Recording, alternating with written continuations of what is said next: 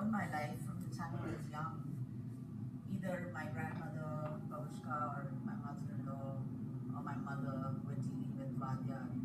So it is kind of out of my realm. But then at some point I had to take over and deal with him and whatever issues he had with me, or vice versa. When you're trying to break away. Not break away, but do my own, have the freedom to also do my thing, and not necessarily do everything only under his guidance, And I think it was important, and I'm glad that I had people who were not emotionally involved with it to guide me and advise me, so that even if I broke away, so to speak, it would be gracious and it would be cordial, and that it would be open. It would be an open relationship without having necessarily to turn our backs to each other and say we're never going to talk to each other again. And I'm really glad that when he passed away, he went with good feelings, with best wishes, goodwill in his heart for me. And I think, as we were talking yesterday about how they didn't talk to you directly about whether what they thought of you, whether you were good, bad, or indifferent.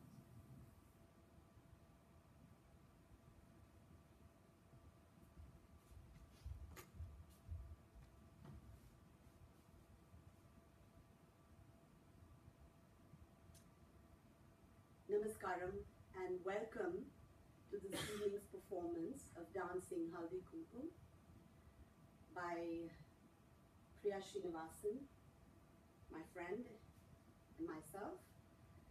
This journey began 20 years ago in 1995 in Los Angeles, and through the 2 decades we have been in conversation, exploring, experimenting, and performing various aspects of this journey. Priya has been constantly urging me to recall my history, my own history, the history of the dance form that I perform, and share the stories of my relationship with my gurus, with my students, and my own evolution as a teacher and a dancer and a choreographer. So thank you so much for being here, and I hope you enjoy it.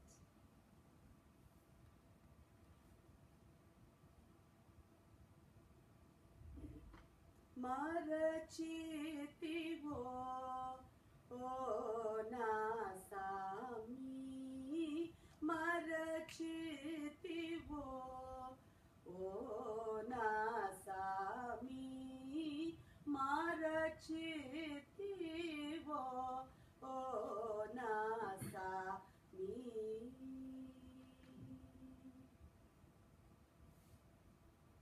Have we forgotten Rukmini Devi, the mother of modern Bharatanatyam? How could you have forgotten me?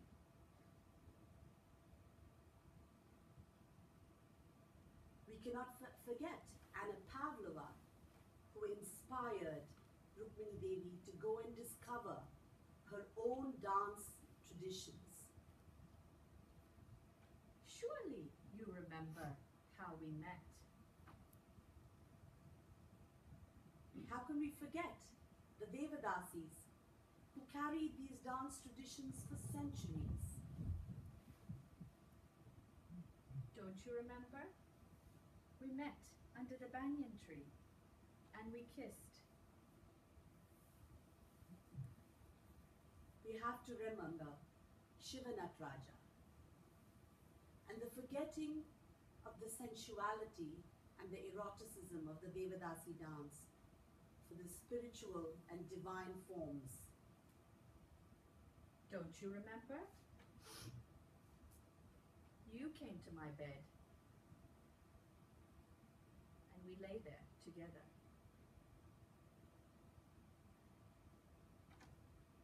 I'm I'm sure you remember Ruth St. Denis, the mother of American modern dance, who was inspired by the Indian dancers and dance she saw in early 20th century. How could you forget the two of us in an embrace so tight?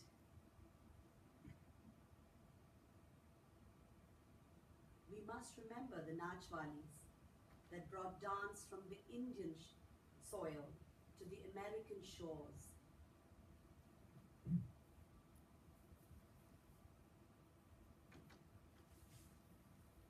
Namaste.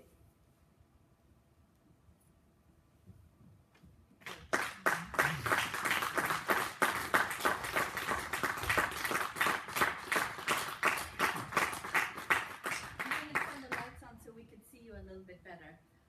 Just to give you a little bit of background, we have been working from a book that I wrote based on my relationship with Ramya when I came to California to think about the art form that I had been learning in Australia for much of my life, to see what meanings it was producing for Indian girls and women outside of the Indian context. And it was when I met her that I started thinking about all the other kinds of stories that were being forgotten while we're doing these dances about the gods and the goddesses that are supposedly 3,000 years old. And as I continued my research, what I uncovered was a fascinating history of American modern dance in which Indian dancers had actually come to the US in the 19th century and influenced the great mothers of American modern dance, including Ruth St. Denis, Martha Graham, and many others. And that back in India, Anna Pavlova had influenced Rukmini Devi, so-called mother of an Indian classical dance, and that there were these connections going back a long time. Once I figured this out, Ramya and I had also been working together for a great deal of time. I was learning these padams from her and also going back and forth to India. So my book actually began reflecting what was the past and what was also happening in the present. Why was she in the US teaching these dance forms to young Indian girls, and what were the meanings behind it? And our relationship is now 20 years old this August. So we've been working for 3 years trying to think about how to make the book accessible in performance form, once again, using the aspects of Indian classical dance, but using postmodern choreography to do it. We've been working together with Susan Rose, my colleague and our friend who lives in the US, but unfortunately was ill and couldn't be with us today. She's quite a well-renowned choreographer, and she's been working with us to see how we can make these stories more accessible. So it was really wonderful that Leo from the Corso invited us here to do a 2-week residency to continue building on these short performances that we created, to see what we would come up with. And so we're very pleased to be able to share it with you today. And we would love to answer any questions or comments or thoughts and what you thought about it, and if you've seen Indian dance before, what was different or similar to what you had expected. Now, I know you were going to go to a physical theater performance, and this was not that. So given that you had to change your time today to see something else, we're very happy that you could join us. And this is just a work in progress. Yes. We're in the process of... In case they didn't tell you that already 10 times. We're still working out the details of how to move this forward. When did you start? Well, this piece... Except for the 40 years ago. Yes. Well, here, This in Corso. Corso was just a week. Monday, last Monday. Oh. Did you invite somebody who is already in this field in Holland? No. This was our project that we've been working on, and because I live in Holland now, and I come and do performances and lectures here at the Corso, so I was invited to bring her and also my other colleague from California, Susan Rose, here to do that. But I am familiar with the Indian dancers and the scene here, and in fact, hopefully at the 5 o'clock event, which is when we were supposed to be doing this, we have several Suriname Indian dance teachers who are coming to attend and would like to see what we're working on. and some of the postmodern choreographers who work in Indian dance. Kalpana Raghuraman, who many of you, whose work you might have seen, some of her dancers will be here as well. So we are having these kinds of conversations. Are we invited as well? Oh, you can come again. You'll see the show one more time in a different iteration. I can't promise what I'll say next, though, or what we'll do next time. But the framework would be quite similar. Because I'm thinking you have the tradition, which was very high standard, and to make it more easier to follow, you could say, oh, we make a simpler form, and although it might be very bad to not do exactly the original form, it is a way also, like you say, the way modern dance is being influenced. But for us, it's already different to do both eyes and eyebrows and hands and feet together. So, but we can learn a lot from it. Thank you. I think I just wanted to clarify, though, that the Indian form that we normally, or Dutch audiences might think is actually quite old, 3,000 years old, traditional, classical, is actually only about 50 years old. And the woman that we showed earlier, Rukmini Devi, was a theosophist from the Theosophical Society, because the British colonized India, and the Theosophical Society was set up there, and there were people like Madame Blavatsky and so on and so forth, who were very influential in the Indian independence movement. And Rukmini Devi was married to a theosophist, George Arundel. And what happened with her being part of the Theosophical movement is that she got to travel around the world quite a bit, and she met Anna Pavlova. And she actually started learning ballet before she knew any Indian dances, because the Indian dances had all disappeared by this point, the traditional forms. That's a very different history about why that happened. But she then learned ballet first and wanted to become a ballerina. Anna Pavlova told her, no. You have enough traditions in your country to go figure that out. Why don't you go figure it out?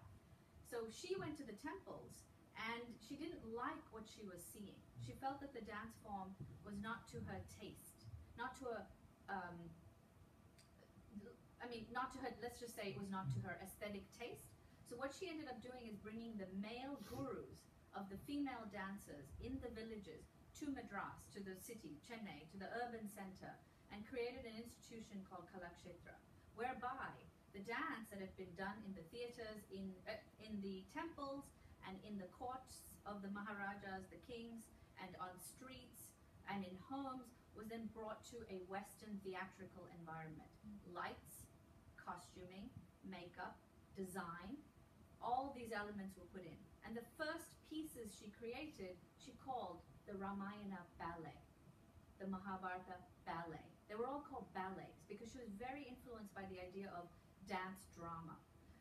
Over a period of 15 years, when India got its independence, she shifted the word and took the word ballet out of it, and it became Indian classical dance for a number of reasons. Partly because Indians wanted to say, we have not been colonized, we don't have anything to do with what the British did to us, and the only way we can maintain cultural continuity is by saying that our forms are 3,000 years old, that we have had no interruption to our heritage and culture, we're not modern, we're pre-modern, we're backward in time. Was it also more female sort of dance and male form of dance? Mainly female practices that we are talking about, although there was some forms in India where men were performing. But most of the gurus were men, though. Yes. The men were the men were the gurus, and the dancers were usually women. So they were just giving words for dance and never practiced themselves? Exactly. So in my case, it was. My actually is very interesting because I mentioned my guru was a musician, and he came from the village to Chennai to be a singer for dance performances. and worked extensively with a very renowned guru, singing.